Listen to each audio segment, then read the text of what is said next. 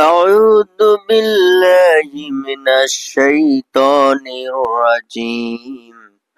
بسم الله الرحمن الرحيم والعصر সময়ের কসম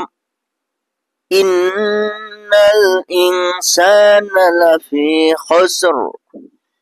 নিশ্চয় মানুষ বড়ই ক্ষতির মধ্যে রয়েছে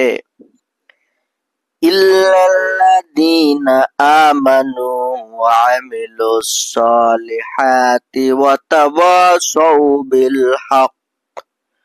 ওয়া তাওয়াসাউ বিস সবর তবে তারা ছাড়া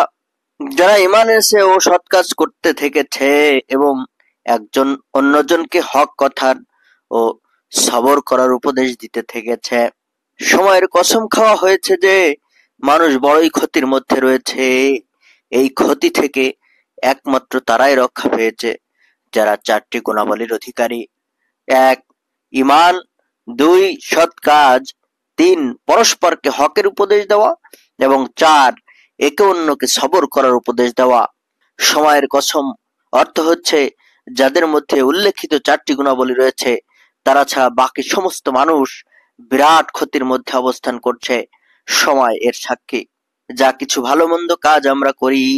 সেসব কাজেও আমরা ব্যস্ত থাকি সবকিছু দুনিয়ায় আমাদের কাজ করার জন্য সীমিত জীবনকাল দেওয়া হয়েছে তার মধ্যেই সংঘটিত হয় এ ব্যাপারটি যদি আমরা চিন্তা ভাবনা করি তাহলে আমরা অনুভব করতে পারি যে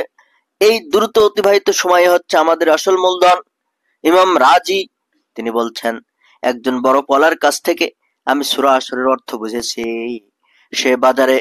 জোর গলায় হেঁকে চলছিল দয়া করো এমন এক ব্যক্তির প্রতি যার পুঁজি গলে যাচ্ছে দয়া করো এমন এক ব্যক্তির প্রতি যার পুঁজি গলে যাচ্ছে তার এই কথা শুনে আমি বললাম এটি হচ্ছে আসলে ওয়াল আসরি ইন্নাল ইনসানা লাফি খুসরি বাক্যের অর্থ মানুষকে যে আইসকল দেওয়া হয়েছে তা বরফ হয়ে যাওয়ার মতো দ্রুত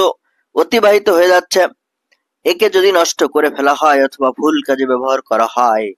তাহলে সেটি মানুষের জন্য ক্ষতি কাজে চলমান সময়ের কসম খেয়ে এই সূরায় যে কথা বলা হয়েছে তার অর্থ এই যে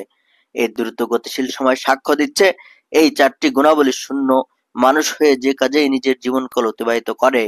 তার সবটুকুই ক্ষতির সওদা বই কিছুই নয় এই চারটি গুণে গুণান্বিত হয়ে যারা দুনিয়ায় কাজ করে একমাত্র তারাই লাভবান